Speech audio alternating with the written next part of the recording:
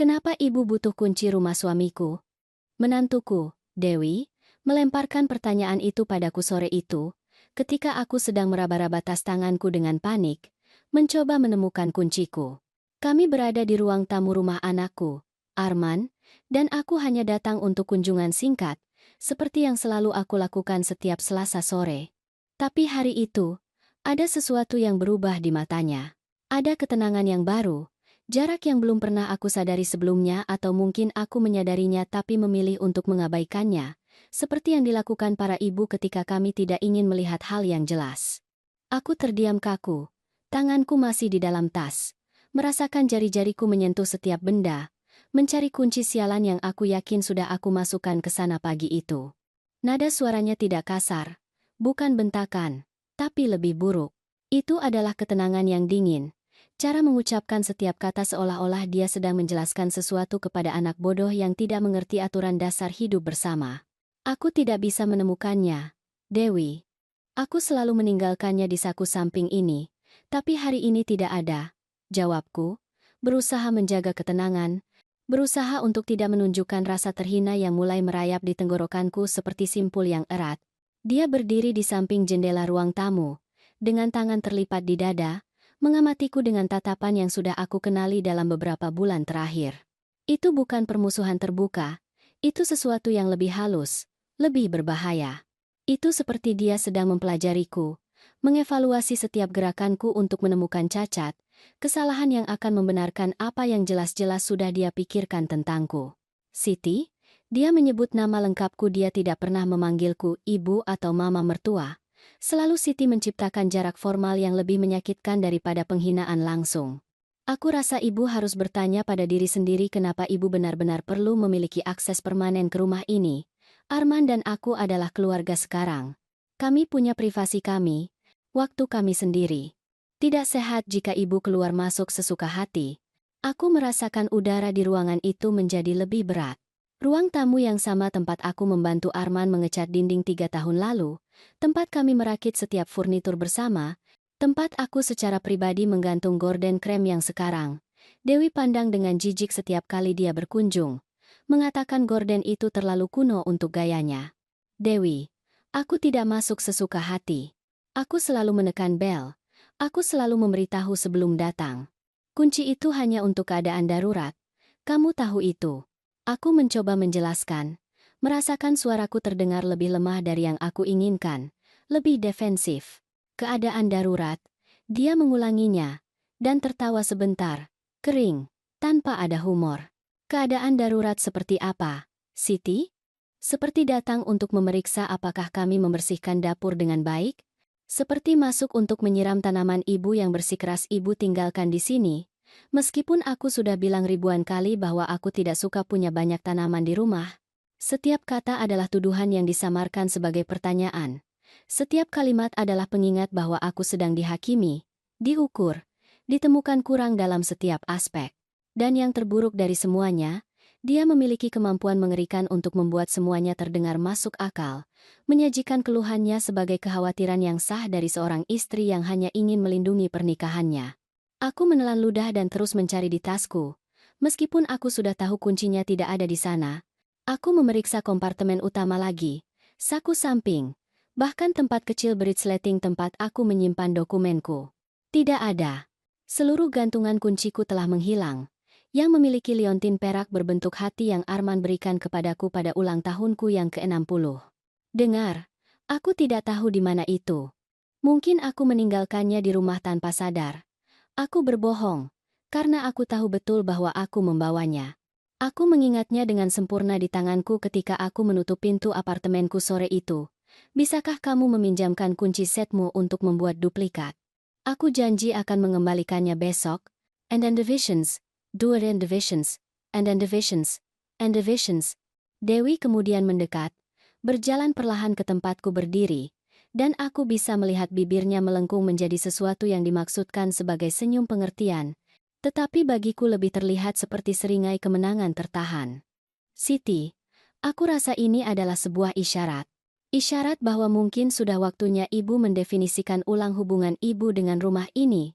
Dengan kami, Arman bukan anak kecil lagi. Dia tidak perlu ibunya datang setiap 2 hari sekali untuk melihat keadaannya. Dia punya seorang istri sekarang. Dia punya tanggung jawab. Dia punya kehidupan yang harus dibangun bersamaku. Itu dia Lahi. Cara bicara itu yang mengubah setiap komentar menjadi pelajaran hidup. Seolah-olah aku adalah seorang wanita tua pikun yang tidak mampu memahami batasan yang pantas antara seorang ibu dan putranya yang sudah dewasa. Seolah-olah usiaku yang 62 tahun tidak mengajarkanku apa-apa tentang rasa hormat, tentang keluarga, tentang cinta. Aku mengerti Arman punya kehidupannya sendiri. Dewi, aku selalu mengerti. Tapi aku tetap ibunya, dan rumah ini juga penting bagiku. Aku tidak datang untuk mengawasi atau mengganggu. Aku datang karena aku senang menghabiskan waktu bersama anakku. Melihatnya, tahu bahwa dia baik-baik saja. Yah, Arman baik-baik saja, jawabnya dengan dingin. Bahkan, dia lebih baik dari sebelumnya. Sejak kami menetapkan beberapa batasan yang lebih jelas dengan kunjungan, dia lebih santai, lebih fokus pada kami sebagai pasangan. Ibu tidak menyadarinya, Siti, tapi terkadang kehadiran ibu yang terus-menerus menimbulkan ketegangan. Dia tidak mengatakannya karena tidak ingin menyakiti ibu, tapi aku sebagai istrinya bisa melihatnya. Itu adalah pukulan langsung ke perut. Sindiran bahwa anakku sendiri merasa terbebani olehku, bahwa kasih sayang ibuku sebenarnya adalah beban yang dia tanggung karena kasihan atau kewajiban. Dewi tahu persis di mana harus menyerang untuk menimbulkan kerusakan sebesar mungkin, dan dia melakukannya dengan suara yang lembut, hampir keibuan, seolah-olah dia sedang memberiku bantuan dengan membuka mataku pada kebenaran yang menyakitkan.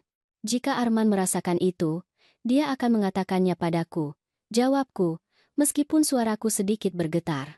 Kami selalu punya komunikasi terbuka, sejak dia masih kecil.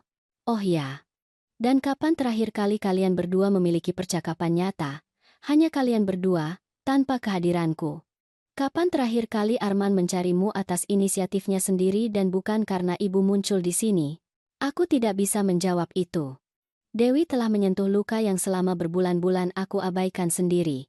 Memang benar bahwa belakangan ini, akulah yang selalu menelepon lebih dulu, yang mengusulkan kunjungan, yang bertanya apakah aku bisa mampir untuk melihat mereka. Arman tidak lagi muncul pada minggu pagi dengan roti manis dan kopi seperti yang biasa dia lakukan sebelum menikah. Dia tidak lagi menelepon hanya untuk bercerita tentang harinya atau untuk meminta nasihat tentang masalah di tempat kerja. Dengar, Siti, lanjut Dewi.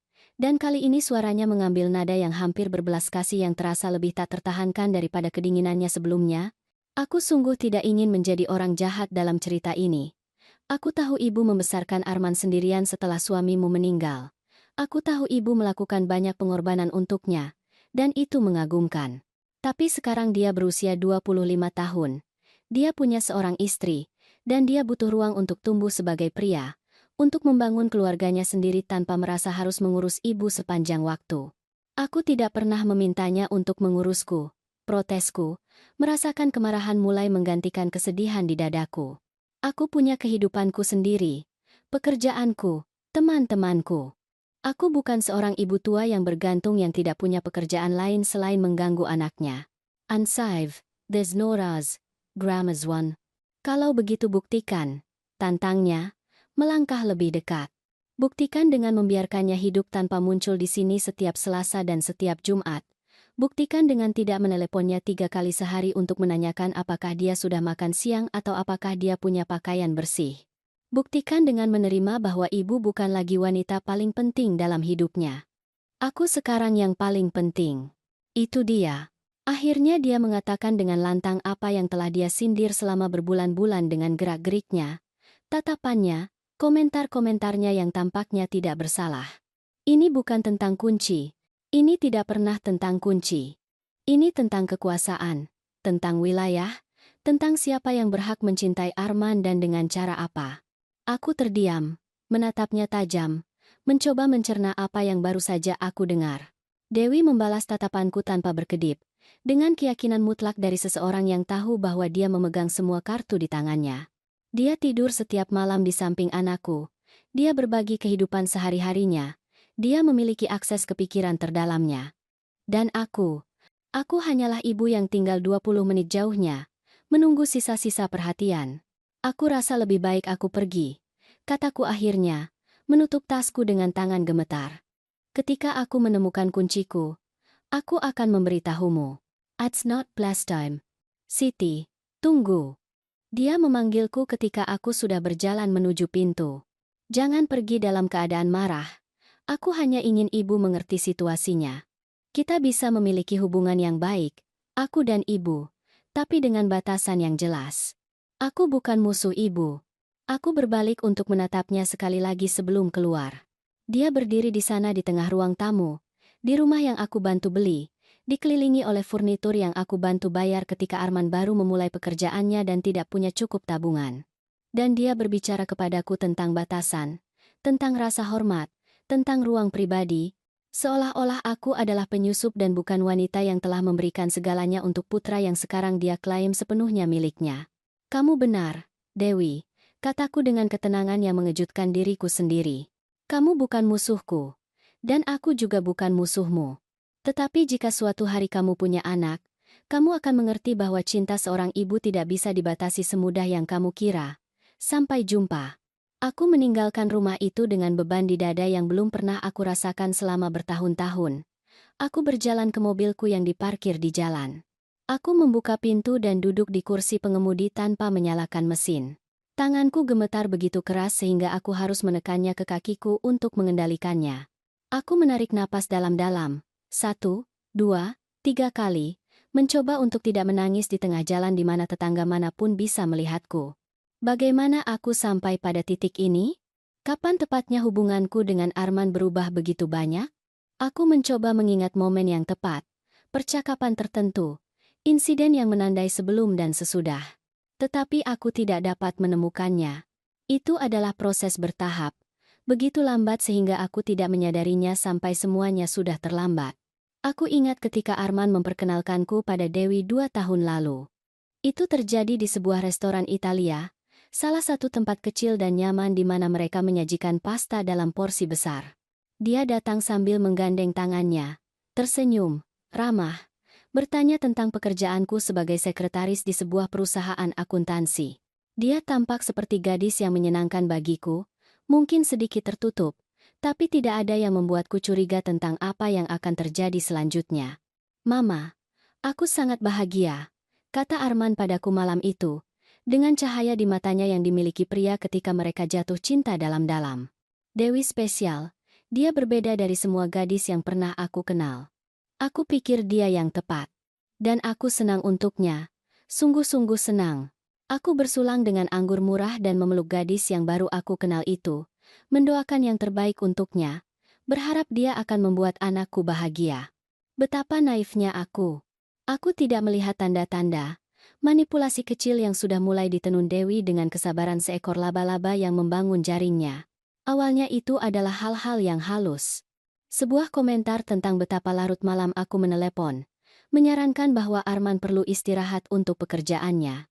Sebuah pengamatan tentang betapa banyak yang aku masak untuknya, menyiratkan bahwa itu membuatnya merasa bersalah karena tidak mengunjungiku lebih sering.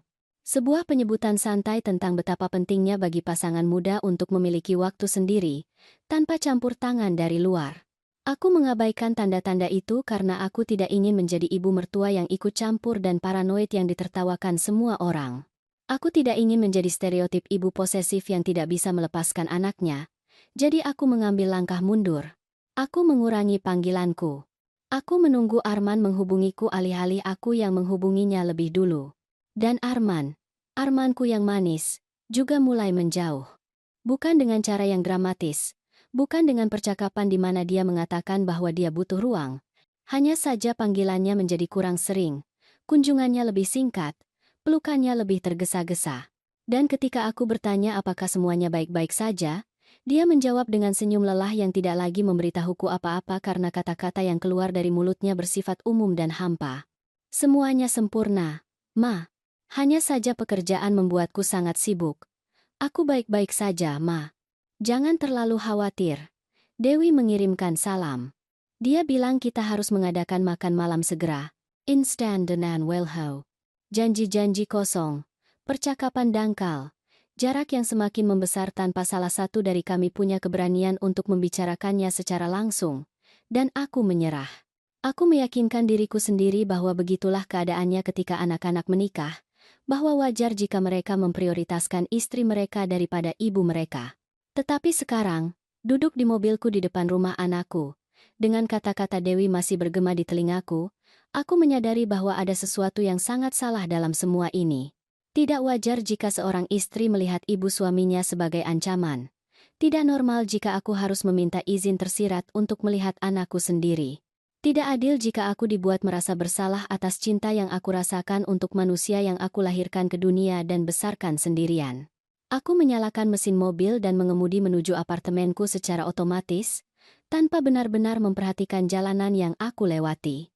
Aku tiba di apartemenku ketika matahari sudah mulai terbenam, mewarnai langit dengan warna jingga dan merah muda yang pada hari lain akan aku anggap indah. Tetapi sore itu semuanya tampak abu-abu, kusam, tanpa kehidupan. Aku menaiki tangga ke lantai 3 tempat apartemen kecilku berada, ruang 2 kamar yang telah menjadi tempat perlindunganku selama 10 tahun terakhir, sejak Arman pindah untuk kuliah. Aku membuka pintu dan hal pertama yang aku lakukan adalah mencari di semua tempat yang mungkin aku tinggalkan kunciku. Aku memeriksa meja di pintu masuk, dapur, kamarku, bahkan di bawah sofa. Tidak ada. Aku tahu aku tidak akan menemukannya karena aku benar-benar yakin telah membawanya bersamaku sore itu. Aku mengingatnya dengan sempurna, berat gantungan kunci yang familiar di tanganku ketika aku meninggalkan rumah. Aku duduk di sofa ruang tamu, furnitur tua dari kain koklat yang aku beli bekas ketika Arman berusia 10 tahun dan yang telah menemaniku melalui begitu banyak masa sulit. Aku menutup mata dan membiarkan kenangan datang. Kenangan yang selama ini aku hindari karena terlalu menyakitkan. Aku ingat ketika aku membeli rumah itu untuk Arman. Itu terjadi 3 tahun lalu, ketika dia berusia 22 tahun dan baru saja mendapatkan pekerjaan stabil pertamanya sebagai asisten administrasi di sebuah perusahaan teknologi. Gajinya tidak buruk, tapi juga tidak cukup untuk membeli properti di kota. Aku telah menabung selama bertahun-tahun, menyimpan setiap uang lebih yang aku hasilkan, mengorbankan liburan dan keinginan pribadi. Aku telah mengumpulkan $25.000 Amerika Serikat untuk uang muka sebuah rumah kecil di lingkungan yang layak, tidak mewah tapi aman dan dengan akses yang baik ke transportasi umum. Aku menemukan properti yang sempurna, rumah 2 lantai dengan 3 kamar tidur, taman belakang kecil, dan ruang yang cukup bagi Arman untuk tumbuh, membangun keluarga suatu hari nanti. Harga totalnya adalah $85.000 Amerika Serikat, dan aku mengurus semua negosiasi dengan bank untuk pinjaman hipotek. Tapi inilah bagian yang Dewi tidak tahu, bagian yang aku simpan sebagai rahasia karena alasan yang sekarang mulai aku pahami lebih baik. Ketika kami melakukan prosedur pembelian, aku mencantumkan properti itu atas namaku, bukan nama Arman, tapi namaku. Aku mengatakan kepadanya bahwa itu karena alasan kemudahan dengan bank, bahwa riwayat kreditnya masih terlalu singkat dan akan lebih mudah jika aku muncul sebagai pembeli utama. Tapi ini rumahmu, nak, kataku padanya hari itu ketika kami menandatangani surat-surat. Aku hanya membantumu dengan dokumen. Kamu membayarnya setiap bulan dengan pekerjaanmu. Kamu merawatnya, kamu tinggal di dalamnya. Itu milikmu. Undevised ones. Climb. Dan dia memelukku dengan air mata di matanya, berterima kasih kepadaku karena telah menjadi ibu terbaik di dunia, berjanji akan membalas semua yang telah aku lakukan untuknya suatu hari nanti. Aku mengelus rambutnya seperti ketika dia masih kecil dan mengatakan bahwa dia tidak berutang apa-apa kepadaku, bahwa melihat kebahagiaannya sudah cukup bayaran. Selama 2 tahun pertama, Arman membayar cicilan pinjaman bulanan dengan tertib, yaitu $650 Amerika Serikat. Setiap bulan dia mentransfer uang ke rekeningku dan aku yang mengurus pembayaran ke bank. Itu adalah pengaturan yang berfungsi dengan sempurna. Dia memiliki kemandiriannya, ruangnya sendiri, dan aku memiliki ketenangan pikiran karena tahu bahwa anakku ditempatkan dengan baik. Tapi kemudian datanglah Dewi.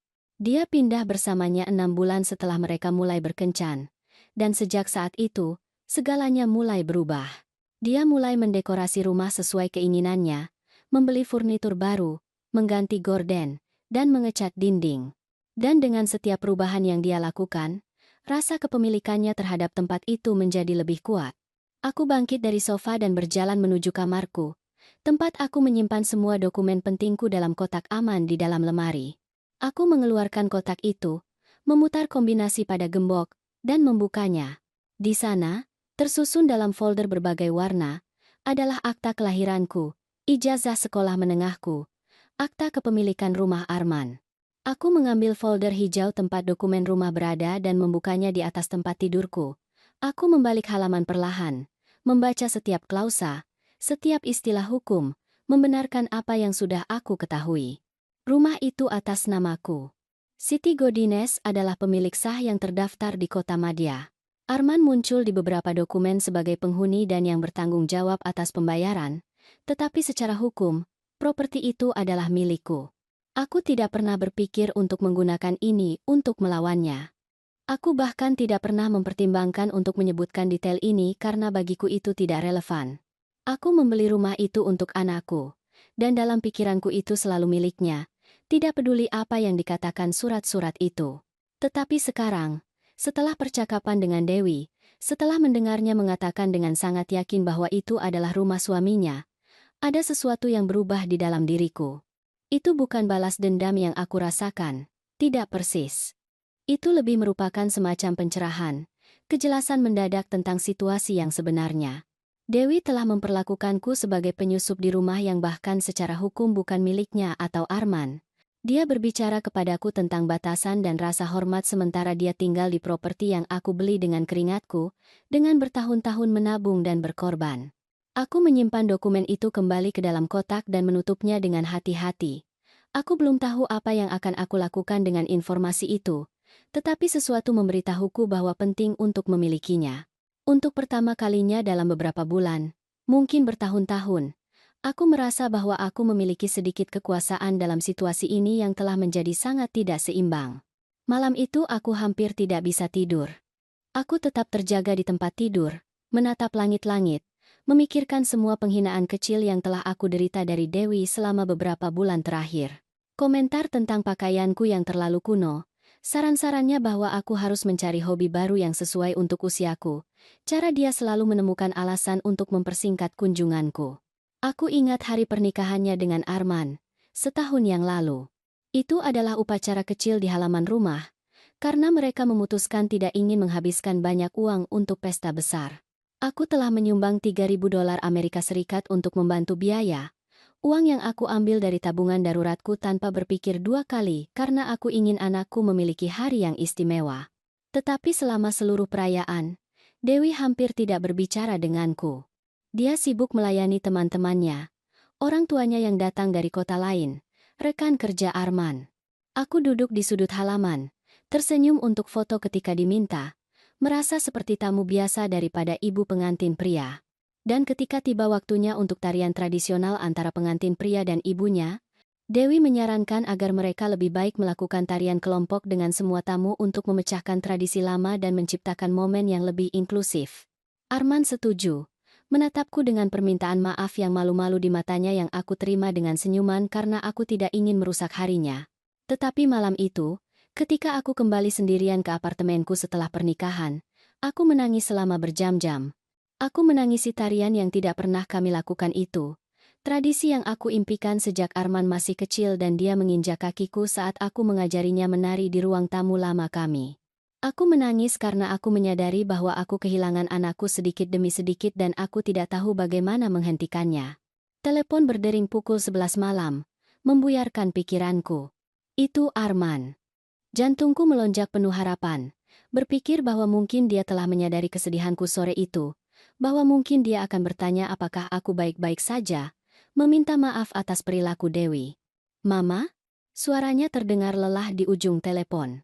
Dewi memberitahuku apa yang terjadi hari ini dengan kunci. "Oh, ya," jawabku, berusaha menjaga suaraku tetap netral. "Aku kehilangannya. Tapi aku sudah menemukan satu set cadangan yang aku simpan." Aku berbohong, karena aku tidak ingin membuatnya khawatir, karena aku masih memiliki kebiasaan melindunginya dari hal-hal yang tidak menyenangkan. "Dengar, Ma, aku tahu terkadang Dewi bisa sedikit blak-blakan dengan hal-hal yang dia katakan, tapi dia benar dalam beberapa hal." Aku terdiam mendengar kata-kata itu keluar dari mulut anakku. Dia benar dalam beberapa hal. Seolah-olah Dewi adalah suara nalar dan akulah yang salah, yang perlu dikoreksi, yang tidak mengerti bagaimana hubungan antara orang dewasa berfungsi. Dalam hal apa dia benar, Arman? Tanyaku.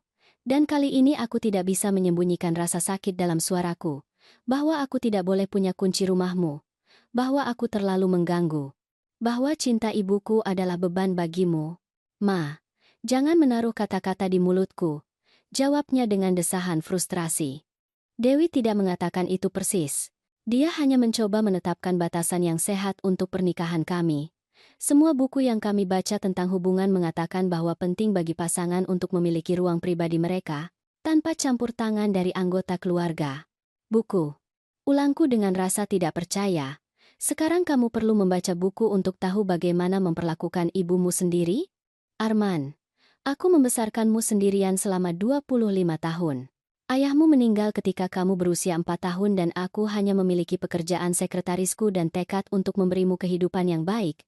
Aku tidak pernah memperlakukanmu sebagai beban.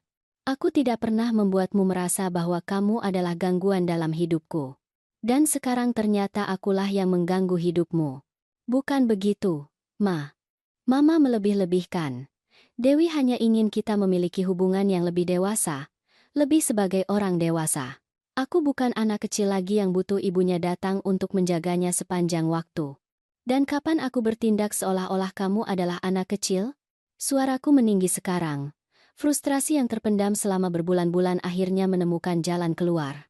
Kapan aku memperlakukanmu dengan tidak hormat atau seolah-olah kamu tidak bisa mengurus dirimu sendiri? Aku hanya datang untuk mengunjungimu, Arman. Aku hanya ingin melihat anakku, menghabiskan waktu bersamanya, tahu bahwa dia baik-baik saja. Apakah itu sangat mengerikan?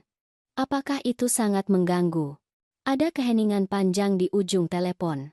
Aku bisa mendengar napas Arman. Aku bisa membayangkan dia duduk di sofa ruang tamunya, mungkin dengan Dewi di sampingnya mendengarkan setiap kata percakapan kami, membimbingnya tentang apa yang harus dikatakan, bagaimana merespons. Ma, aku sangat mencintaimu, kamu tahu itu. Tapi aku perlu kamu mengerti bahwa hidupku berubah. Aku punya seorang istri sekarang.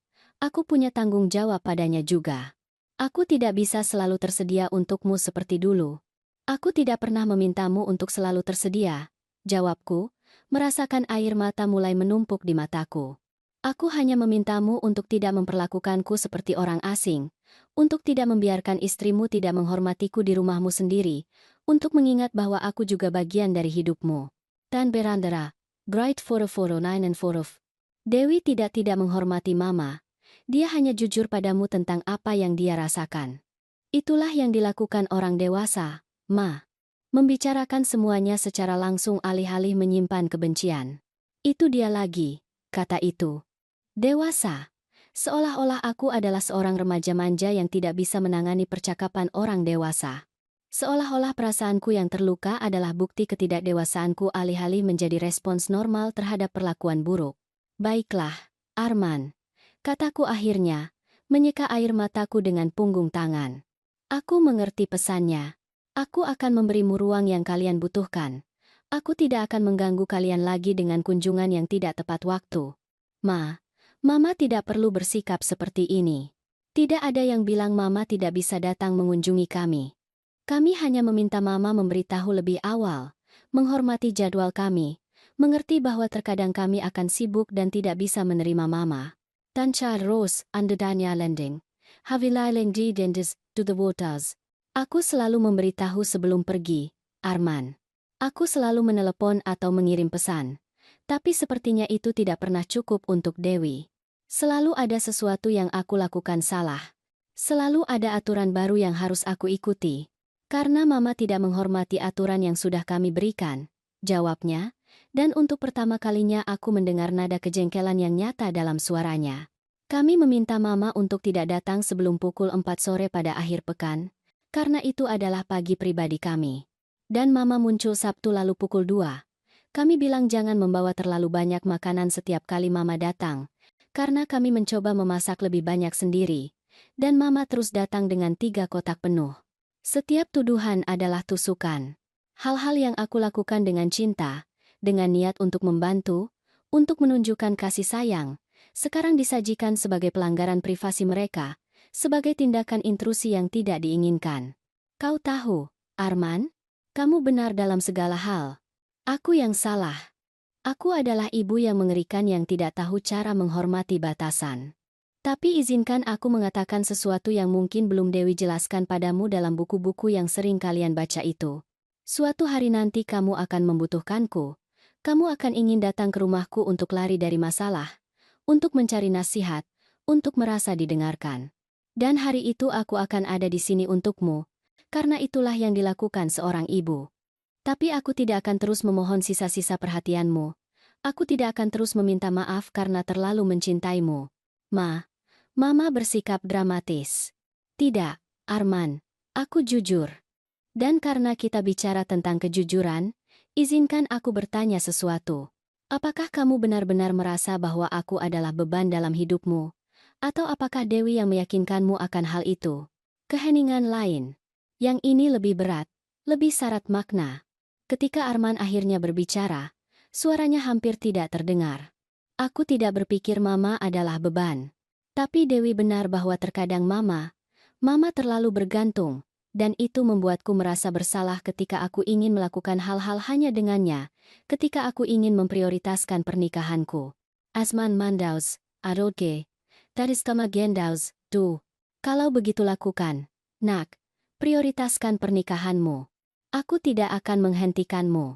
Tapi jangan minta aku untuk bertepuk tangan saat aku didorong keluar dari hidupmu. Aku menutup telepon sebelum dia bisa menjawab, sebelum aku bisa mendengar suaraku benar-benar pecah. Aku membiarkan diriku menangis saat itu, menangis sungguh-sungguh, dengan isak tangis mendalam yang keluar dari tengah dada dan terasa menyakitkan secara fisik.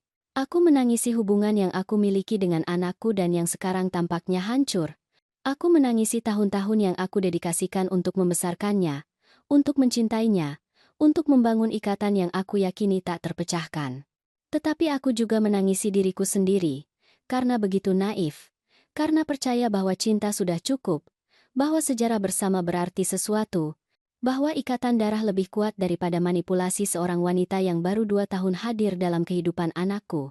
Aku tertidur malam itu dengan telepon di tangan, berharap Arman akan menelepon lagi untuk meminta maaf, untuk mengatakan bahwa dia terlalu keras, bahwa dia mencintaiku dan bahwa tidak ada yang dikatakan Dewi yang bisa mengubah itu.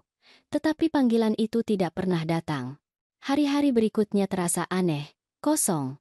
Aku melanjutkan rutinitas normal, pergi bekerja di kantor akuntansi, makan siang dengan rekan kerjaku, pulang pada sore hari. Tetapi ada lubang yang konstan di dadaku, ketiadaan yang membebani aku lebih berat dengan setiap jam yang berlalu tanpa kabar dari Arman. Aku tidak meneleponnya, untuk pertama kalinya dalam bertahun-tahun. Bukan aku yang mencari kontak lebih dulu. Aku ingin melihat berapa lama waktu yang dibutuhkan sebelum dia menyadari ketidakhadiranku, sebelum dia menyadari bahwa ada sesuatu yang berubah di antara kami. 1 minggu berlalu. Kemudian 2. Teleponku tetap sunyi kecuali untuk pesan dari teman-teman dan panggilan terkait pekerjaan. Tidak ada pesan dari Arman menanyakan kabarku. Tidak ada panggilan santai untuk bercerita tentang harinya. Seolah-olah aku telah menghilang dari hidupnya, dan dia bahkan tidak menyadarinya. Rasa sakit dari kesadaran itu lebih buruk daripada kata-kata kejam apapun yang bisa diucapkan Dewi kepadaku. Itu membuatku mengerti bahwa mungkin dia benar dalam satu hal. Aku telah menjadi tidak penting dalam kehidupan anakku. Dia bisa melanjutkan hidup dengan sempurna tanpaku, tanpa kunjunganku, tanpa panggilanku, tanpa kehadiranku yang konstan yang aku yakini menghibur tetapi yang tampaknya hanya mengganggu. Pada minggu ketiga, ada sesuatu di dalam diriku yang berubah. Aku berada di kantorku memeriksa beberapa laporan keuangan ketika atasanku, Bu Rina, masuk dengan map di tangannya dan senyum ramah di wajahnya. Dia adalah seorang wanita berusia sekitar 50 tahun, blak-blakan tapi adil, dan dalam 12 tahun aku bekerja untuknya, kami telah mengembangkan hubungan yang melampaui profesional. Siti, kamu punya waktu sebentar? Tanyanya, duduk di kursi di depan mejaku tanpa menunggu jawaban. Aku perhatikan akhir-akhir ini kamu berbeda, lebih pendiam, lebih linglung. Semuanya baik-baik saja di rumah? Aku mencoba tersenyum dan meremehkannya. Hanya masalah keluarga, Bu Rina. Tidak ada yang serius. Dia menatapku dengan tatapan tajam yang dia gunakan ketika dia tahu seseorang berbohong padanya. Siti, aku sudah mengenalmu bertahun-tahun. Aku tahu ketika ada sesuatu yang menggerogotimu di dalam. Apakah anakmu, Arman, baik-baik saja? Dan kemudian, tanpa bisa menahannya lagi, semuanya keluar. Aku bercerita tentang Dewi, tentang kunci yang hilang, tentang percakapan telepon dengan Arman, tentang 3 minggu keheningan. Aku berbicara tentang bagaimana aku merasa digantikan, ditolak, seolah-olah semua yang telah aku bangun dengan anakku selama 25 tahun runtuh di depan mataku. Burina mendengarkan dalam diam, mengangguk sesekali, tanpa menyela. Ketika aku selesai, dia mendesah dalam-dalam dan bersandar di kursi. "Kau tahu apa masalahmu, Siti?" tanyanya akhirnya. "Kau telah menghabiskan begitu banyak tahun menjadi seorang ibu sehingga kau lupa menjadi seorang wanita? Kau lupa bahwa kau memiliki nilai di luar apa yang bisa kau berikan kepada anakmu. Dan sekarang setelah dia membangun kehidupannya sendiri, kau merasa tidak memiliki apa-apa lagi karena kau menaruh semua telurmu dalam satu keranjang." Kata-katanya menyakitiku karena itu benar. Sejak suamiku meninggal, seluruh hidupku berputar di sekitar Arman. Setiap keputusan yang aku ambil, setiap rencana yang aku buat, setiap mimpi yang aku miliki, selalu menyertakannya. Aku telah mengorbankan kesempatan untuk menata ulang hidupku, untuk berkencan dengan pria lain, untuk bepergian, untuk mendedikasikan diri pada hobi atau minat pribadi. Semuanya untuk Arman. Memikirkan Arman. Tapi bukan hanya itu, lanjut Burina, membungkuk ke depan. Masalahmu yang lain adalah kau membiarkan dirimu diinjak-injak. Menantumu itu memanipulasimu, dan kau membiarkannya karena kau takut kehilangan anakmu. Tapi izinkan aku mengatakan sesuatu, Siti. Jika anakmu mengizinkan istrinya memperlakukanmu seperti itu, jika dia tidak membela wanita yang membesarkannya sendirian, yang mengorbankan segalanya untuknya, maka mungkin sudah waktunya kau membela dirimu sendiri. Dan bagaimana aku harus melakukan itu? Tanyaku dengan suara pecah. Dia anakku, Burina. Aku tidak bisa begitu saja menjauhkannya dari hidupku. Litak 7. And there's like the podcast, R9. Aku tidak menyuruhmu menjauhkannya, katanya. Aku menyuruhmu menghargai dirimu sendiri, berhenti mengemis cinta dan perhatian, menunjukkan kepadanya bahwa kau juga punya batasan dan bahwa ketika seseorang melanggarnya, ada konsekuensinya. Kata-kata itu melekat padaku sepanjang sisa hari. Malam itu, sendirian di apartemenku, aku mengeluarkan lagi kotak berisi dokumen rumah. Aku menyebarkannya di atas meja makan dan membacanya dengan cermat. Kali ini tidak hanya memverifikasi bahwa itu atas namaku, tetapi memikirkan implikasinya. Secara hukum, rumah itu milikku. Aku punya hak penuh untuk masuk kapanpun aku mau, untuk melakukan perubahan apapun yang aku inginkan, untuk membuat keputusan yang aku anggap perlu. Arman membayar cicilan bulanan, ya, tetapi itu tidak memberinya kepemilikan hukum atas properti tersebut. Dan Dewi, sekeras apapun dia bertingkah seperti pemilik dan nyonya tempat itu, sama sekali tidak memiliki hak atas properti itu. Bukan balas dendam yang aku rasakan. Itu adalah sesuatu yang lebih kompleks, lebih dalam. Itu adalah kebutuhan untuk mendapatkan kembali kendali atas situasi yang benar-benar lepas dari tanganku. Itu adalah keinginan untuk menunjukkan kepada mereka bahwa aku bukan seorang wanita tua yang tidak berdaya yang bisa mereka dorong dan manipulasi tanpa konsekuensi. Hari-hari berikutnya aku habiskan untuk berpikir, merencanakan. Aku tidak melakukan apapun yang impulsif. Aku tidak membuat keputusan tergesa-gesa. Tetapi aku mulai mempertimbangkan pilihan yang sebelumnya bahkan tidak akan aku bayangkan. Apa yang akan terjadi jika aku memutuskan untuk menjual rumah itu? Atau jika aku ingin melakukan modifikasi penting? Atau hanya jika aku menggunakan hak hukumku untuk memasuki properti kapanpun aku mau? Pada hari Senin minggu keempat tanpa kontak dengan Arman, aku akhirnya menerima pesan darinya. Itu singkat, santai, seolah-olah minggu-minggu keheningan yang lalu tidak pernah ada. "Hai, Ma, apa kabar? Aku dan Dewi akan pergi berlibur akhir pekan ini. Aku beritahu kalau Mama butuh sesuatu." Aku membaca pesan itu 3 kali, menganalisis setiap kata, setiap koma. Tidak ada permintaan maaf, tidak ada pengakuan bahwa kami sudah hampir sebulan tidak berbicara. Hanya pemberitahuan santai, mungkin dikirim lebih karena kewajiban daripada kekhawatiran yang tulus. Dan yang terburuk adalah kalimat terakhir itu, kalau mama butuh sesuatu. Seolah-olah akulah yang bergantung padanya, padahal kenyataannya justru sebaliknya. Aku menjawab dengan kedinginan yang sama yang dia gunakan. Aku baik-baik saja, selamat berlibur. Aku tidak menambahkan emoji hati seperti yang biasa aku lakukan. Aku tidak bertanya kemana mereka pergi atau berapa hari mereka akan pergi. Aku tidak menawarkan untuk menyiram tanaman mereka atau memeriksa apakah rumah baik-baik saja. Hanya jawaban yang sopan, jauh, jenis yang akan kamu berikan kepada kenalan biasa. Malam itu, aku membuat keputusan. Jika mereka akan pergi akhir pekan ini, aku akan menggunakan waktu itu untuk melakukan sesuatu yang telah aku pertimbangkan selama berminggu-minggu. Aku akan masuk ke rumah itu rumahku dan aku akan mengambil kembali beberapa barang yang menjadi milikku. Aku tidak akan mencuri apapun. Aku tidak akan menyebabkan kerusakan. Aku hanya akan menggunakan hakku sebagai pemilik sah untuk masuk ke propertiku. Jumat sore, ketika aku yakin Arman dan Dewi sudah pergi berlibur, aku mengemudi ke rumah itu. Aku membawa salinan akta kepemilikan bersamaku. Kalau ada tetangga yang memutuskan untuk menelepon polisi melihatku masuk.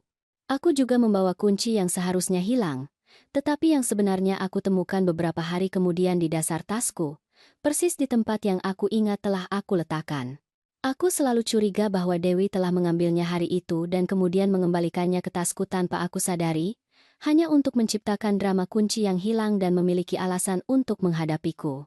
Tetapi aku tidak punya cara untuk membuktikannya, dan sejujurnya aku tidak peduli lagi. Yang penting adalah sekarang aku punya akses ke rumah. Aku memarkir mobilku di pintu masuk dan berjalan ke pintu depan. Lingkungan itu tenang. Hanya terdengar gonggongan anjing yang jauh dan suara mesin pemotong rumput di rumah terdekat. Aku memasukkan kunci ke dalam kunci dan memutarnya. Pintu terbuka dengan bunyi klik lembut. Aku masuk dan menutup pintu di belakangku. Rumah itu sunyi, diresapi dengan bau khas ruang ketika penghuninya tidak ada.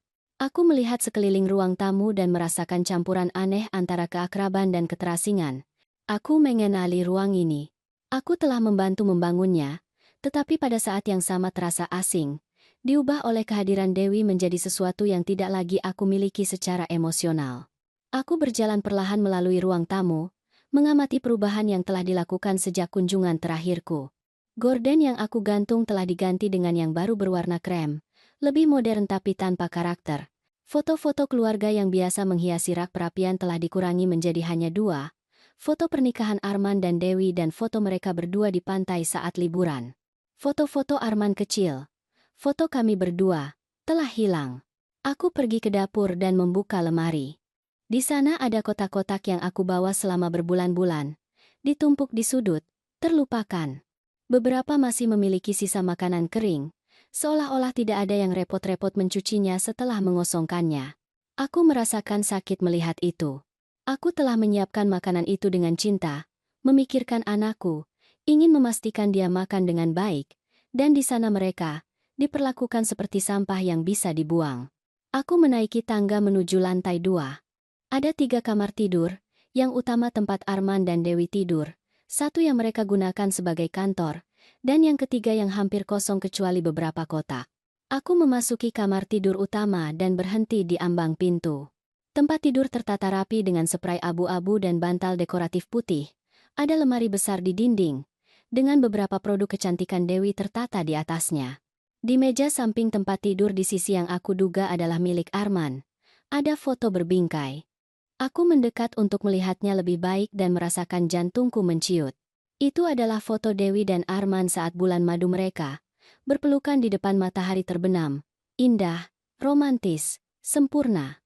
Tetapi yang menyakitkan adalah menyadari bahwa tidak ada satupun fotoku di seluruh ruangan itu. Seolah-olah aku telah dihapus dari kehidupan anakku, seolah-olah 25 tahun sejarah bersama bahkan tidak pantas mendapatkan ruang kecil di meja samping tempat tidurnya.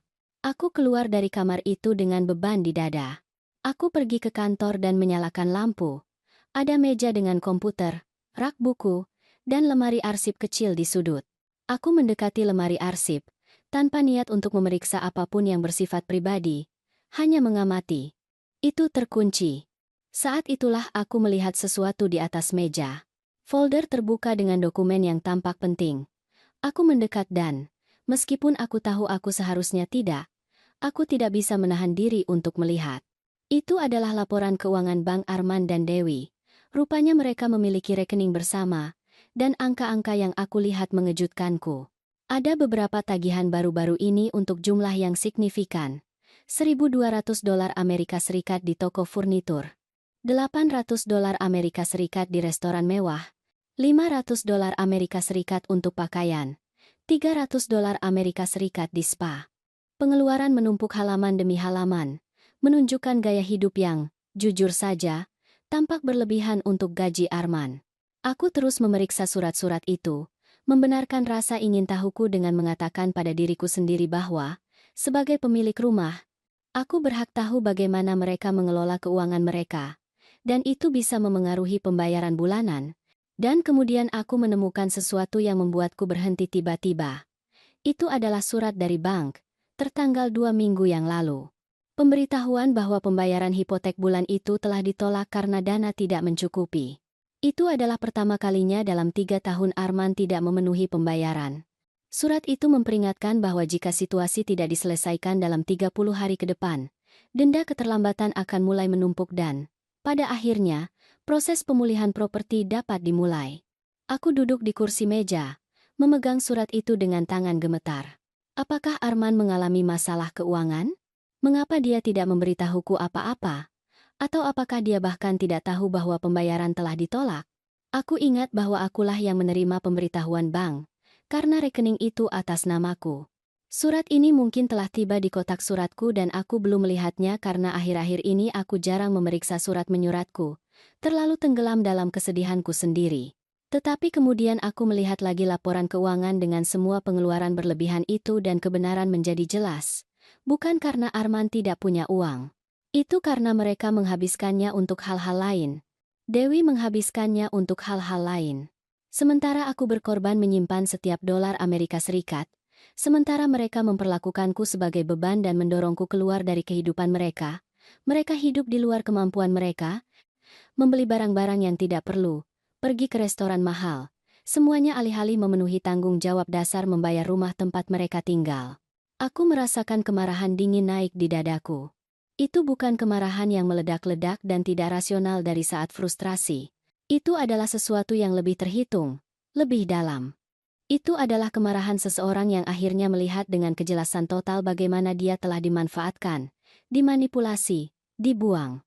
Aku mengeluarkan teleponku dan mengambil foto dokumen itu. Laporan keuangan, surat bank, semuanya. Aku tidak tahu persis apa yang akan aku lakukan dengan informasi itu, tetapi naluriku mengatakan bahwa aku akan membutuhkannya. Aku menyimpan semuanya persis seperti yang aku temukan dan keluar dari kantor itu. Aku menuruni tangga dan menuju garasi. Ada beberapa kotak ditumpuk di dinding. Kotak-kotak yang segera aku kenali. Itu milikku. Kotak-kotak berisi barang-barangku yang aku tinggalkan di sini sementara ketika aku mengecat apartemenku tahun lalu. Foto-foto keluarga, beberapa buku, dekorasi hari peringatan keluarga, kenang-kenangan dari ketika Arman masih kecil. Aku telah meminta Arman beberapa kali untuk membantuku membawanya kembali ke rumahku, tetapi selalu ada alasan. Bahwa dia sangat sibuk, bahwa akhir pekan dia punya rencana, bahwa lebih baik menundanya. Sekarang, melihat mereka di sana terlantar di garasi, tertutup debu, aku menyadari bahwa itu bukan kelupaan. Itu adalah penghinaan. Itu Dewi memberitahunya bahwa barang-barang tua itu tidak punya tempat di rumahnya yang sempurna dan modern.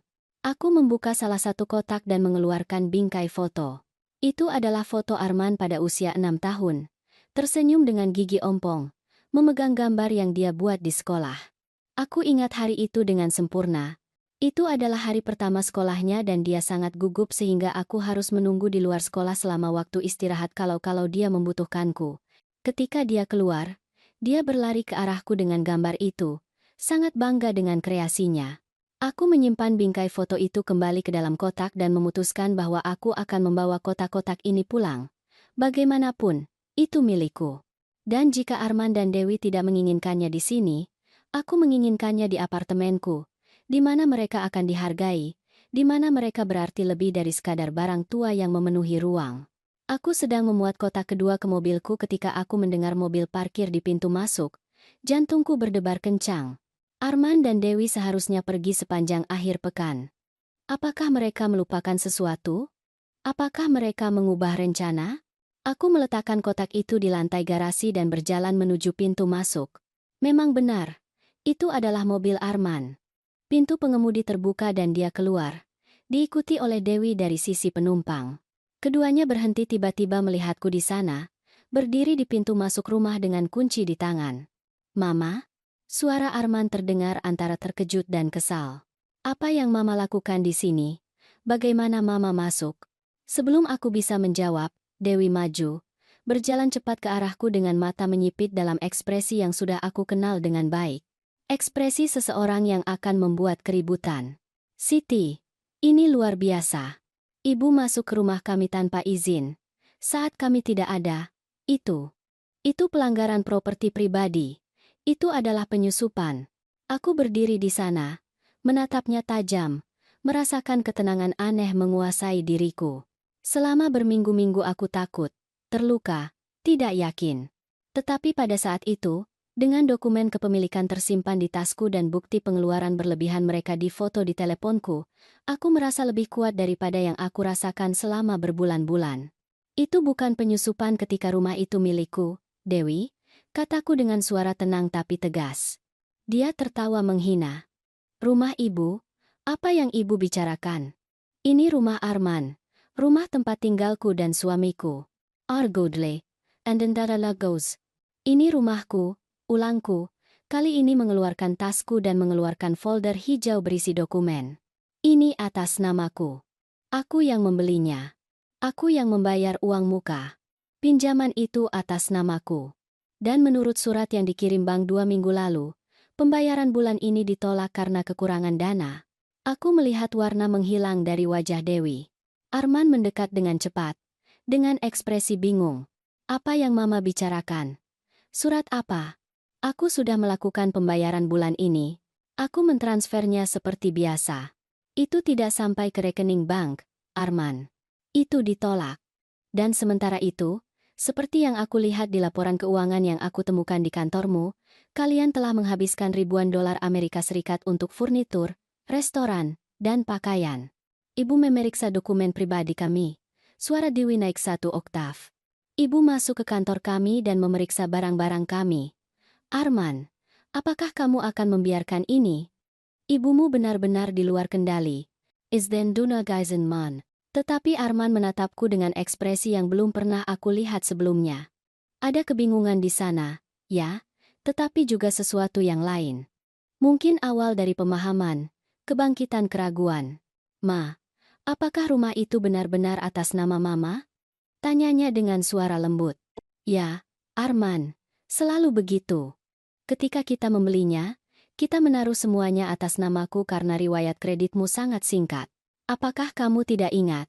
Aku bilang itu rumahmu, dan memang begitu secara batin, tetapi secara hukum properti itu milikku." Dewi mundur selangkah, seolah-olah dia baru saja menerima pukulan fisik.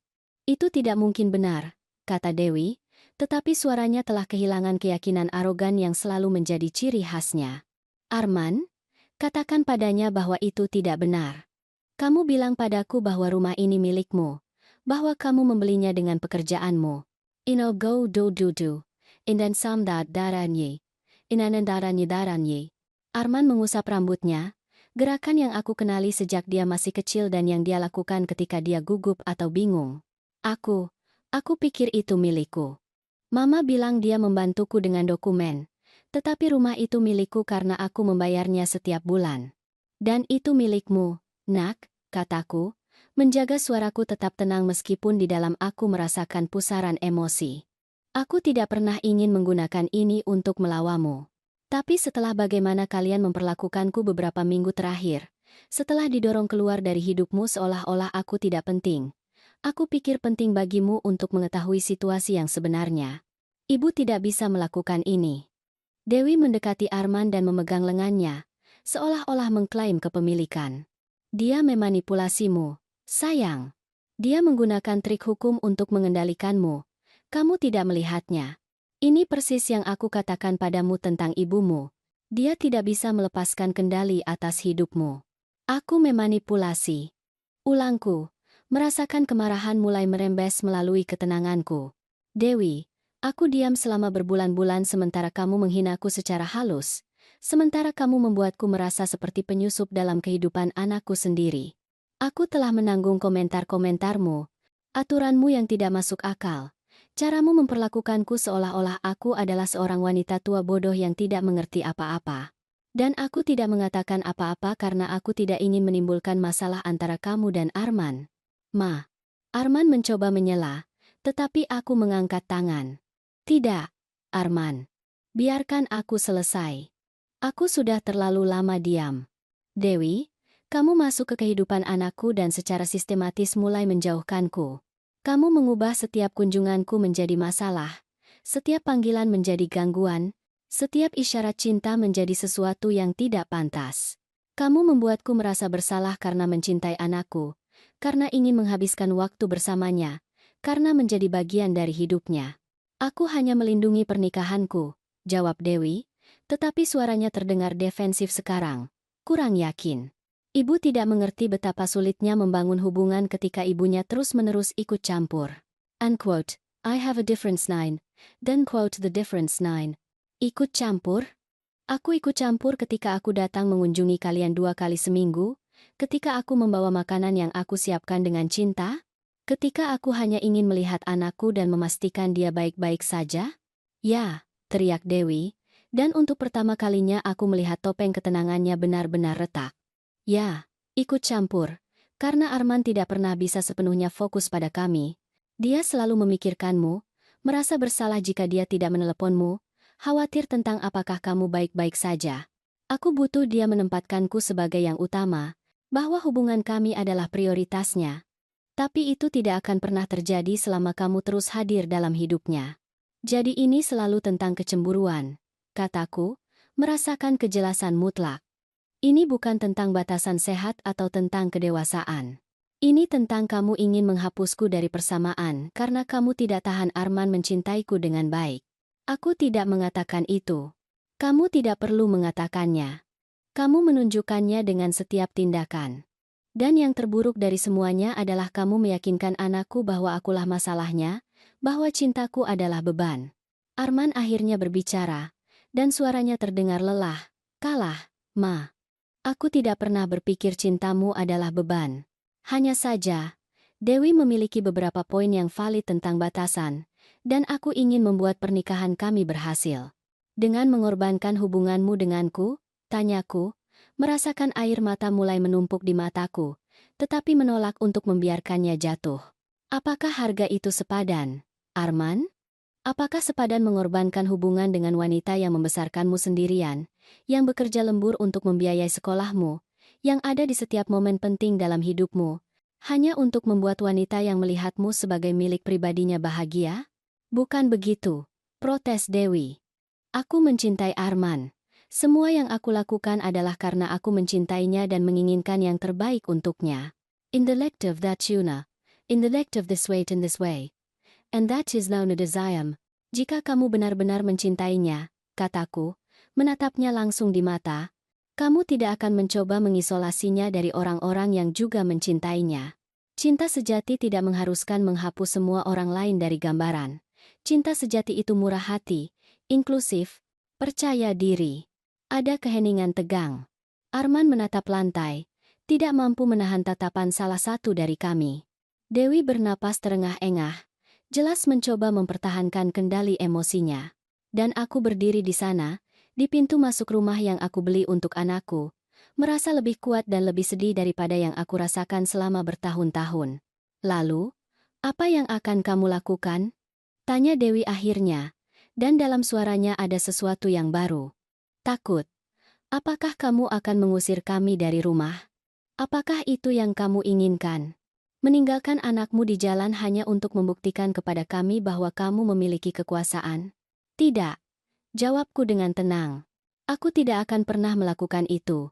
Karena tidak sepertimu, Dewi, aku mengerti apa artinya mencintai seseorang. Dan mencintai berarti menginginkan kesejahteraannya bahkan ketika seseorang itu telah menyakitimu. Lalu, apa? Suara Arman terdengar kecil, rentan, seperti ketika dia masih kecil dan melakukan sesuatu yang salah. Yang akan aku lakukan, kataku perlahan, memilih kata-kataku dengan hati-hati, adalah memberimu pilihan. Kalian bisa terus tinggal di rumah ini, tetapi dengan syarat baru, kalian akan menyelesaikan pembayaran yang terlambat minggu ini juga. Kalian akan mulai mengelola uang kalian dengan bertanggung jawab, tanpa pengeluaran berlebihan yang membahayakan pembayaran bulanan. Dan kalian akan memperlakukanku dengan rasa hormat yang pantas aku terima sebagai ibu Arman dan sebagai pemilik sah properti ini. Levkan, it is a stardera samana, isn't it?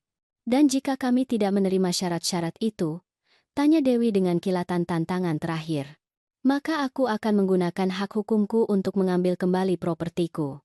Aku bisa memberi kalian 30 hari untuk mencari tempat lain. Itulah yang dikatakan hukum ketika penyewa tidak memenuhi kewajiban pembayaran mereka. Aku melihat Dewi memucat. Kenyataan dari situasi itu akhirnya menembus baju besi arogansinya. Dia tidak memiliki kekuasaan di sini, tidak pernah memilikinya.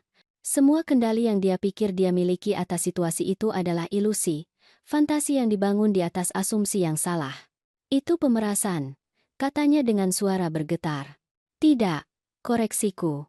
Itu adalah konsekuensi. Selama berbulan-bulan kamu memperlakukanku seolah-olah aku tidak penting, seolah-olah aku tidak punya hak untuk menjadi bagian dari kehidupan anakku.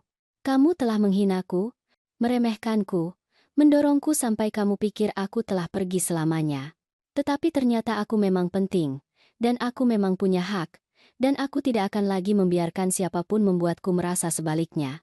Arman akhirnya mengangkat pandangannya dan menatapku, dan di matanya aku melihat sesuatu yang belum pernah aku lihat selama berbulan-bulan. Hormat, mungkin bahkan sedikit kekaguman. Ma, aku tidak tahu.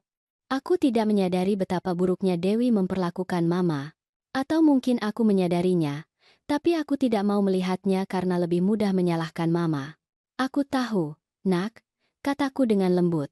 Dan aku mengerti mengapa kamu melakukannya. Ketika kamu mencintai seseorang, kamu ingin percaya yang terbaik tentang orang itu. Kamu ingin berpikir bahwa niat mereka murni.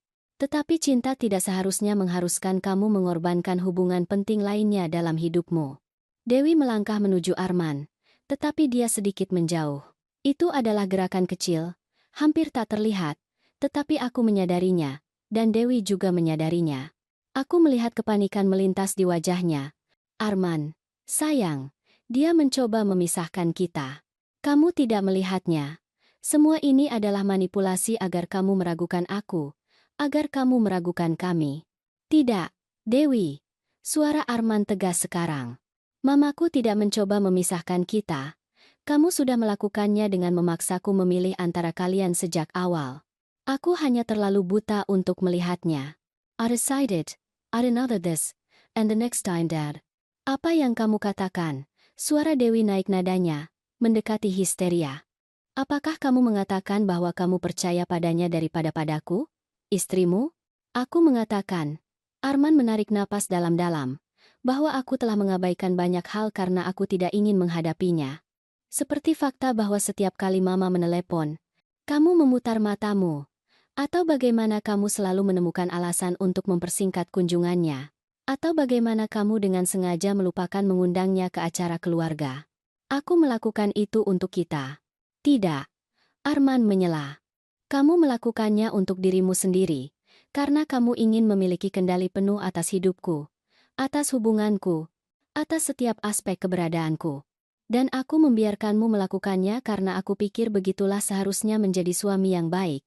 Dewi terdiam, dengan air mata mulai mengalir di pipinya. Arman, tolong. Dewi mengulurkan tangannya ke arahnya, tetapi Arman tidak mengambilnya. Aku hanya ingin kita bahagia bersama. Aku hanya ingin membangun keluarga kita sendiri tanpa campur tangan. Apakah itu sangat salah? Tidak salah ingin membangun keluarga, jawab Arman, dan ada kesedihan mendalam dalam suaranya. Tetapi salah menghancurkan hubungan lain dalam prosesnya. Mamaku bukan gangguan, Dewi. Dia juga keluargaku. Dan kamu membuatku merasa bahwa aku harus memilih antara kalian. Undenied self, ungraded undenied. Aku tetap diam, mengamati pertukaran ini. Bukan tempatku untuk campur tangan sekarang. Percakapan ini perlu terjadi di antara mereka berdua, tanpa pengaruhku. Arman perlu mencapai kesimpulannya sendiri, membuat keputusannya sendiri. Aku tidak pernah memintamu untuk memilih, protes Dewi, tetapi suaranya kurang meyakinkan. Aku hanya memintamu untuk menetapkan batasan yang masuk akal. It's some that in bakas, under dubari hamarian mari. Batasan yang masuk akal tidak termasuk menghilangkan foto masa kecilku dari rumah kita, kata Arman, dan untuk pertama kalinya aku menyadari nada kemarahan dalam suaranya. Batasan yang masuk akal tidak termasuk memeriksa tas ibuku untuk mengambil kuncinya dan kemudian membuatnya merasa bersalah karena kehilangannya. Dewi membeku. Bagaimana kamu tahu? Karena aku mengenalmu, Dewi. Dan karena aku telah mengingat hal-hal yang aku abaikan pada saat itu. Seperti sore itu ketika Mama mencari kuncinya dan kamu begitu tenang. Begitu yakin, seolah-olah kamu tahu persis di mana itu, tetapi kamu tidak akan memberitahunya. Air mata Dewi mengalir deras sekarang. Aku melakukannya untuk kita, agar dia mengerti bahwa dia tidak bisa lagi keluar masuk rumah kita sesuka hati. Itu rumahnya, Dewi. Itu selalu rumahnya.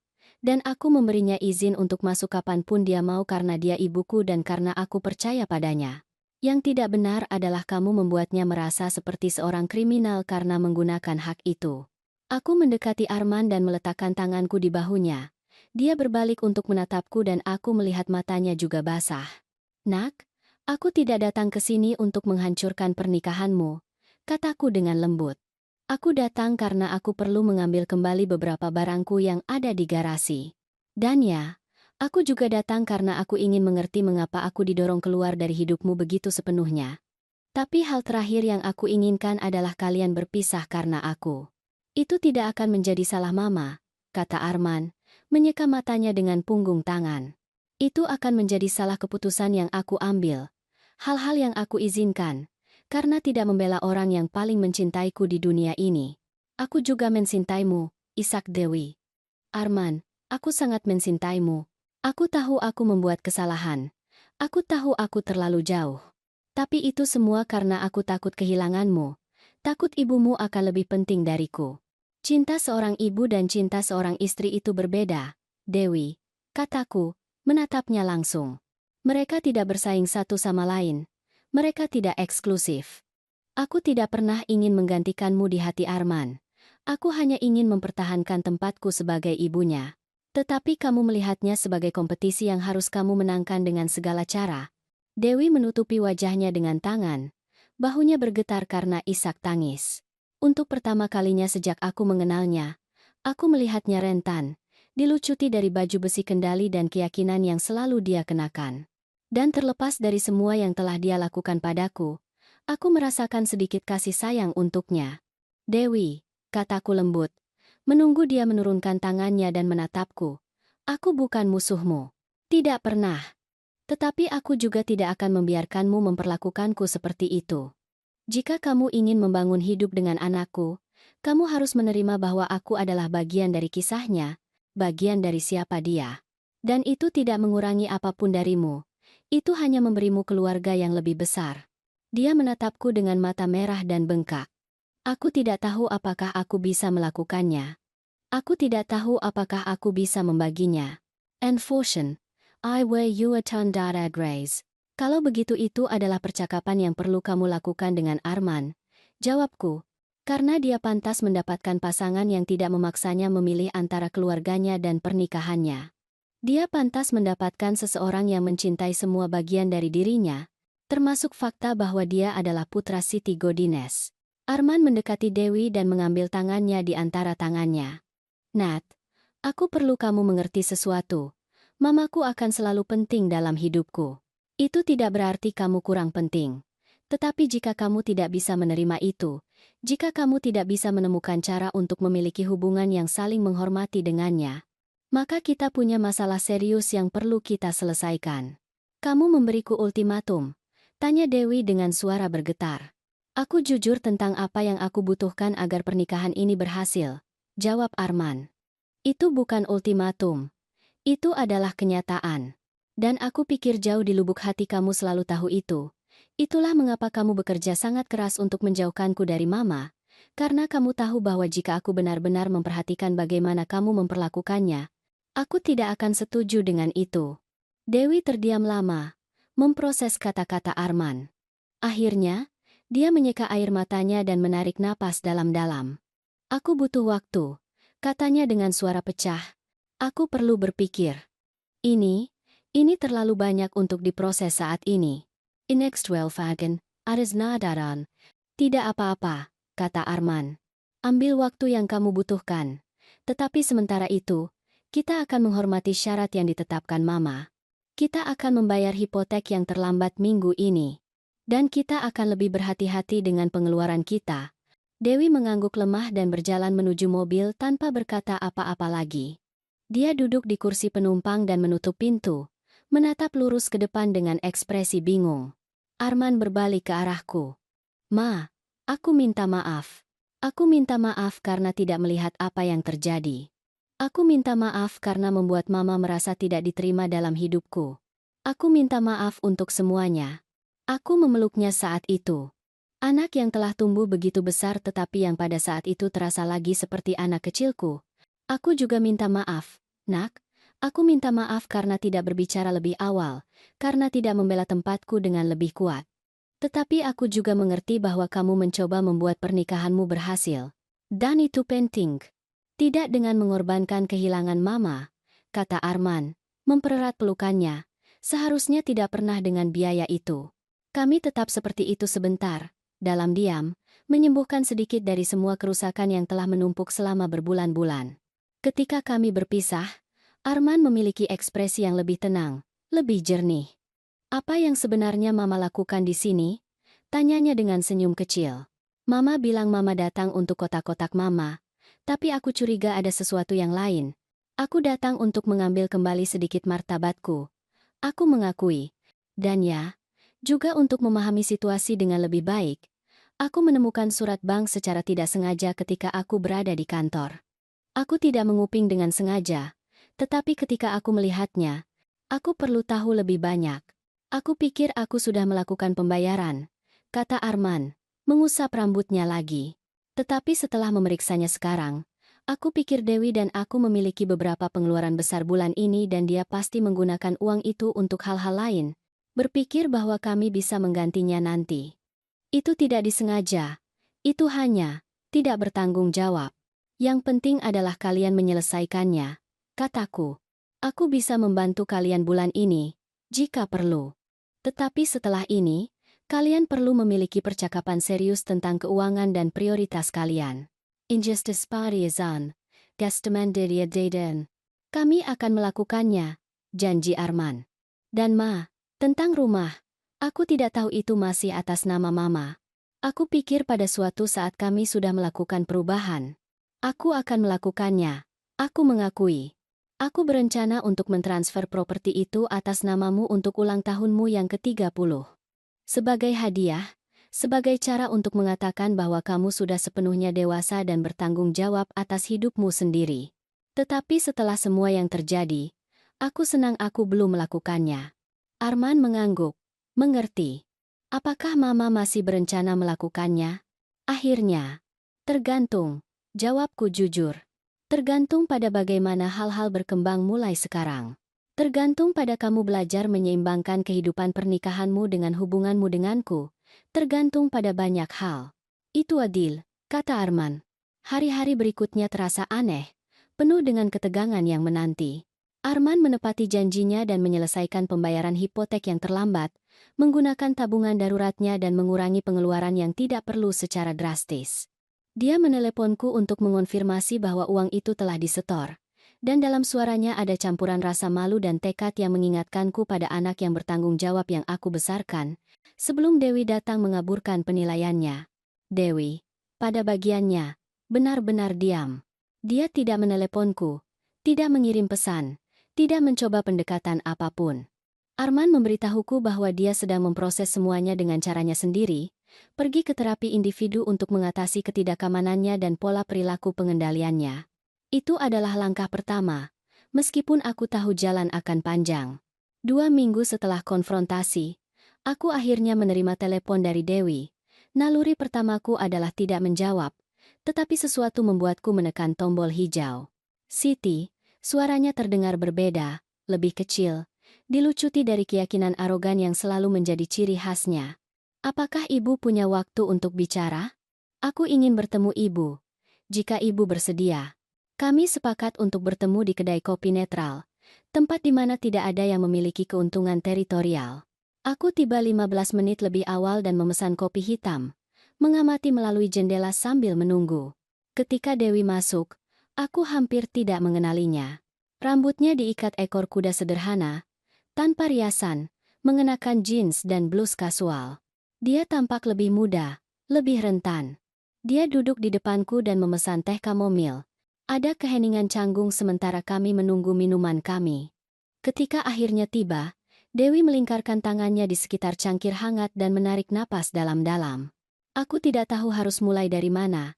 Dia mengakui, menatap cairan yang mengepul. Aku telah melatih momen ini ribuan kali di kepalaku, tetapi sekarang ibu ada di depanku. Semua kata terasa tidak memadai. Permintaan maaf sederhana akan menjadi awal yang baik, kataku, tanpa kekerasan tetapi juga tanpa melunakkan kebenaran.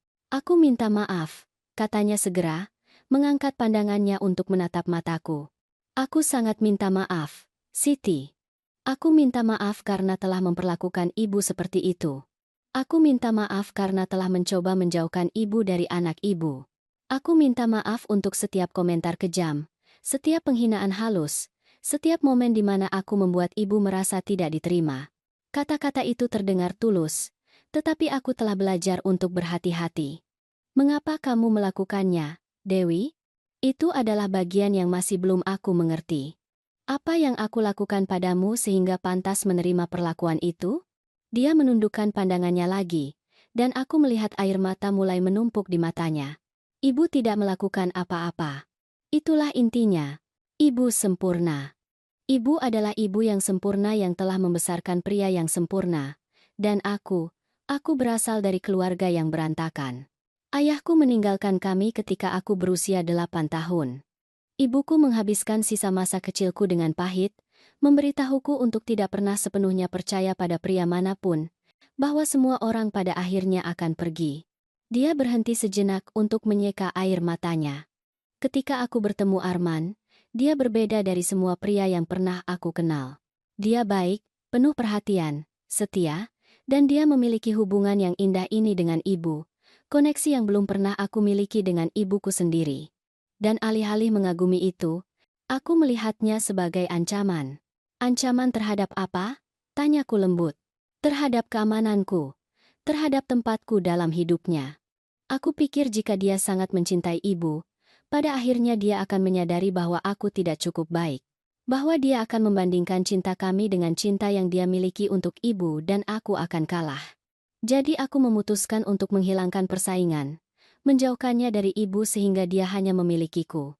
Ada kejujuran mentah dalam kata-katanya yang sulit didengar tetapi perlu. Dewi, cinta seorang putra untuk ibunya dan cinta untuk istrinya tidak dapat dibandingkan. Mereka tidak bersaing. Mereka adalah jenis cinta yang sama sekali berbeda. Aku tahu sekarang, katanya. Terapisku telah menjelaskannya kepadaku berkali-kali. Tetapi aku memiliki luka yang begitu dalam dari masa kecilku sendiri sehingga aku tidak bisa melihatnya. Aku hanya melihat Arman menelepon ibu ketika dia punya masalah, bahwa dia mencarimu untuk nasihat, bahwa pendapatmu penting baginya. Dan dalam pikiranku yang bengkok, itu berarti aku tidak cukup. Aku menyesap kopiku, memproses kata-katanya. Sebagian diriku ingin berpegangan pada kemarahanku, pada rasa sakitku yang beralasan. Tetapi bagian lain, bagian yang telah membesarkan seorang putra dengan cinta dan kasih sayang, mengerti bahwa luka masa kecil dapat mengubah cara kita melihat dunia. Aku menghargai kejujuranmu, kataku akhirnya. Dan aku mengerti bahwa kamu berasal dari tempat yang menyakitkan, tetapi memahami dari mana perilakumu berasal tidak menghapus kerusakan yang kamu sebabkan. Bukan hanya padaku, tetapi pada Arman juga. Kamu menempatkannya pada posisi yang mustahil. Kamu membuatnya memilih antara dua orang yang dia cintai. Aku tahu, bisiknya. Dan jika aku bisa memutar kembali waktu, aku akan melakukan segalanya dengan berbeda. Tapi aku tidak bisa. Aku hanya bisa mencoba untuk menjadi lebih baik mulai sekarang. Dan bagaimana aku tahu ini tulus? Tanyaku. Bagaimana aku tahu bahwa ini bukan hanya upaya manipulasi lain, strategi lain untuk mendapatkan kembali kendali atas situasi? Dewi menatapku langsung di mata. Ibu tidak tahu. Ibu tidak bisa tahu dengan pasti. Aku hanya bisa membuktikannya kepada ibu seiring waktu, dengan tindakan. Tapi, Siti, aku bersumpah aku tidak ingin kehilangan Arman. Dan aku telah mengerti bahwa jika aku terus di jalan yang aku lalui, aku akan kehilangannya. Dia menjelaskan kepadaku bahwa dia tidak akan mengorbankan hubungannya dengan ibu demi aku. Dan apakah itu mengganggumu? Tanyaku, mengamati reaksinya dengan hati-hati. Awalnya itu membuatku takut, dia mengakui. Tapi kemudian itu membuatku merenung. Jika Arman bersedia membelamu, dia juga bersedia membela apa yang benar. Dia juga akan membelaku jika seseorang memperlakukanku dengan buruk. Kesetiaan yang dia miliki terhadapmu adalah bagian dari apa yang membuatnya menjadi pria yang baik. Dan aku mencoba menghancurkan persis kualitas yang membuatku jatuh cinta padanya. Ada kebijaksanaan dalam kata-kata itu. Kedewasaan yang belum pernah aku lihat sebelumnya pada Dewi. Terapi membantumu, aku mengamati. Ya, dia mengangguk. Aku belajar banyak tentang diriku sendiri, tentang ketakutanku, ketidakamananku, pola perilaku beracunku. Dan aku sedang berusaha mengubahnya. Tapi bukan hanya untuk Arman, tetapi untuk diriku sendiri. Karena aku tidak ingin terus menjadi orang yang menyakiti orang lain karena ketakutanku sendiri. Kami terdiam sejenak, masing-masing tenggelam dalam pikirannya. Aku melihat wanita ini yang telah menjadi antagonisku begitu lama, dan untuk pertama kalinya aku melihat manusia seutuhnya, dengan bekas luka dan perjuangannya sendiri. Aku tidak akan mengatakan semuanya dimaafkan, kataku akhirnya. Itu tidak akan jujur dariku. Aku masih menyembuhkan dari rasa sakit yang kamu sebabkan. Tetapi aku menghargai kamu datang untuk berbicara denganku, bahwa kamu jujur tentang motivasimu. Ini adalah permulaan. Apakah ibu pikir suatu hari nanti kita bisa memiliki hubungan yang baik? Tanya Dewi dengan harapan hati-hati dalam suaranya. Aku tidak meminta kita menjadi sahabat. Hanya, rasa hormat timbal balik, kesopanan. Mungkin pada akhirnya sesuatu yang mirip dengan keluarga. In a chat as nakadazed, expedient the foreman, in a laranide. Aku pikir itu mungkin, jawabku, mengejutkan diriku sendiri dengan ketulusanku sendiri. Tapi itu akan memakan waktu, dan itu akan membutuhkan kamu untuk menunjukkan dengan tindakan, bukan hanya dengan kata-kata, bahwa kamu benar-benar telah berubah. Aku mengerti, katanya, dan aku bersedia melakukan pekerjaan itu. Untuk Arman, dan jujur, untuk diriku juga. Aku tidak ingin menjadi orang yang dulu aku kenal. Aku tidak ingin melihat kembali dalam 10 tahun dan menyadari bahwa aku menghancurkan sesuatu yang indah karena ketakutanku yang tidak rasional. Kami menghabiskan minuman kami berbicara tentang hal-hal yang lebih duniawi. Dia bercerita tentang pekerjaannya sebagai desainer grafis, sesuatu yang belum pernah kami bicarakan sebelumnya. Aku bercerita tentang kantorku dan rekan kerjaku. Aneh, hampir surrealis. Memiliki percakapan normal dengannya setelah berbulan-bulan ketegangan dan permusuhan. Ketika kami berpisah di tempat parkir, Dewi mengulurkan tangannya. Aku menatapnya sejenak sebelum menjabatnya. Itu bukan pelukan. Itu bukan pengampunan penuh. Tetapi itu adalah pengakuan bahwa kami berdua bersedia mencoba. Bulan-bulan berikutnya membawa perubahan bertahap, tetapi signifikan. Arman mulai mengunjungiku lebih sering, terkadang sendirian, terkadang dengan Dewi. Kunjungan dengan Dewi masih sedikit canggung, tetapi ada perbedaan mencolok dalam perilakunya. Tidak ada lagi komentar pasif-agresif. Tidak ada upaya untuk mengendalikan berapa lama kami menghabiskan waktu bersama. Pada ulang tahunku yang ke-63, mereka datang bersama dengan kue yang mereka panggang sendiri. Itu adalah kekacauan yang lezat, miring dan dengan terlalu banyak glaze, tetapi mereka membuatnya dengan tangan mereka sendiri dan itu berarti sesuatu. Dewi bahkan membawa hadiah, album foto yang dia buat dengan gambar Arman selama bertahun-tahun, banyak diantaranya foto yang aku bagikan dengannya. Aku pikir akan lebih baik memiliki kenangan ini tersusun, katanya dengan malu-malu. Dan aku ingin ibu tahu bahwa aku mengakui sejarah yang kalian miliki bersama, bahwa aku menghormati itu. Itu adalah isyarat kecil, tetapi signifikan. Itu menunjukkan bahwa dia berusaha memperbaiki kerusakan yang dia lakukan dengan menghilangkan foto-foto itu dari rumah mereka. Arman berkembang dengan keseimbangan baru ini. Aku melihatnya lebih santai, lebih seperti putra yang aku ingat sebelum pernikahan. Dia dan Dewi juga tampak lebih kuat. Secara paradoks bersatu karena telah menghadapi krisis ini alih-alih hancur olehnya. Suatu sore Sabtu, 6 bulan setelah konfrontasi besar, aku sedang duduk di apartemenku menikmati secangkir teh ketika bel pintu berbunyi. Itu Arman, sendirian. "Halo Ma," katanya sambil tersenyum. "Ada waktu untukku." "Selalu ada waktu untukmu, Nak," jawabku, membiarkannya masuk. Dia duduk di sofa dan mengeluarkan amplop dari ranselnya. "Aku punya sesuatu untuk Mama." "Apa ziesan Saradunisan?" Aku membuka amplop itu dan menemukan cek senilai $25.000 Amerika Serikat, persis jumlah yang aku bayarkan sebagai uang muka rumah 3 tahun lalu. "Arman, apa ini?" tanyaku, bingung. "Itu uang muka yang Mama bayarkan untuk rumah. Dewi dan aku telah menabung, mengurangi pengeluaran, menjadi jauh lebih bertanggung jawab dengan uang kami. Dan kami ingin mengembalikan apa yang Mama investasikan awalnya. Tidak adil jika Mama menanggung beban itu sendirian. It is this no moon. Duma gararararararara." Aku merasakan air mata mulai menumpuk di mataku. "Nak, aku tidak perlu kalian mengembalikan uang itu. Aku memberikannya dengan cinta, sebagai hadiah untukmu." "Aku tahu, Ma, tapi kami tetap ingin melakukannya, karena kami juga ingin meminta sesuatu pada Mama." "Apa?" "Kami ingin Mama mentransfer rumah itu atas namaku. Secara resmi, bukan karena kami takut Mama akan menggunakannya untuk melawan kami, tetapi karena sudah waktunya aku mengambil tanggung jawab itu sepenuhnya. Sudah waktunya aku tumbuh dan menjadi pemilik nyata dari hidupku sendiri." Aku melihat cek di tanganku, lalu anakku, dan akhirnya aku mengangguk. "Baiklah. Aku akan menelepon pengacaraku minggu depan dan kita akan memulai proses transfer." Arman memelukku erat-erat.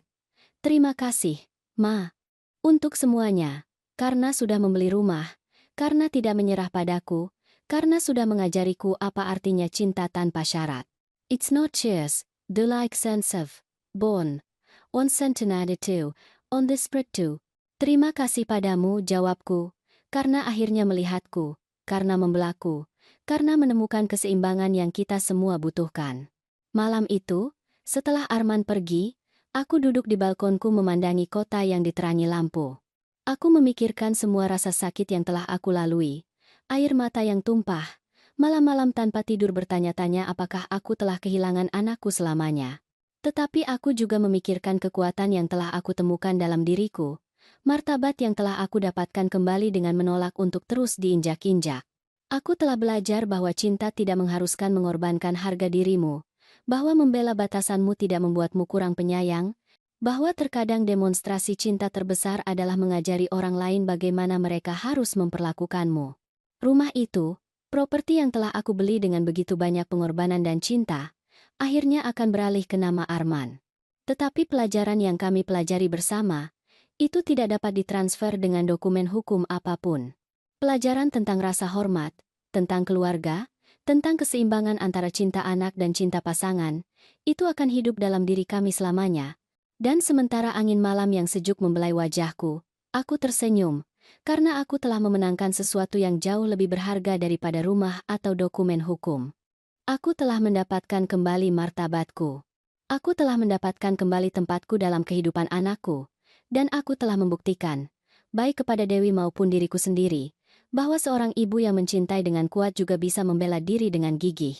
Kunci yang Dewi tanyakan mengapa aku butuhkan tidak lagi penting, karena aku tidak pernah membutuhkan kunci fisik untuk memiliki tempat di hati anakku. Tempat itu selalu menjadi milikku, dan sekarang kami semua tahu itu.